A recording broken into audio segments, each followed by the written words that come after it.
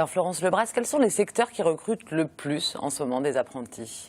Actuellement, on se rend compte que l'hôtellerie-restauration a toujours un fort potentiel. Un fort potentiel actuellement. Ouais.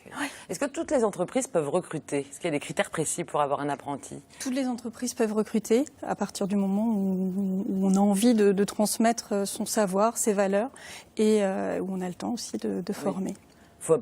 Peu importe si on est 3 salariés ou une centaine de salariés. Tout à fait. Ça peut être autant des petites entreprises que des grandes entreprises.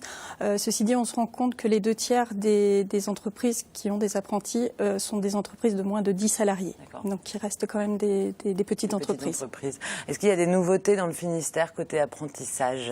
Alors nous, au niveau de l'IFAC, on a 2 formations qui sont de nouvelles formations. On a le CAP maintenance parcs et jardins qui va se faire en 1 an et un bac +3 responsable manager de la distribution. Quel est l'avantage pour les apprentis? Il y a différents avantages. Déjà, l'apprenti se retrouve dans le monde du travail.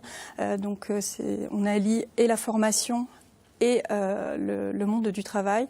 Il a en plus un petit salaire à la fin du mois, ce qui n'est pas négligeable du tout. Et l'avantage pour les entreprises? Et l'avantage dans les entreprises, c'est d'avoir déjà de former, parce qu'on a besoin de former pour avoir des salariés après. Il n'y a pas de secret. Il y a souvent de l'embauche après. Il y a souvent de l'embauche. Et on termine avec quel pourcentage d'apprentis trouvent du travail à la sortie de leurs études? 80% à peu près, un petit peu moins de 80% trouvent à la sortie de leurs études. Parmi ces 80%-là, il y a 50% qui restent d'ailleurs dans leur entreprise qui les a formés. Vous êtes satisfaite des annonces de François Hollande aujourd'hui? C'est un plus, effectivement. Ouais, c'est positif, ça va renforcer au contraire toute cette évolution et l'apprentissage. Merci Florence.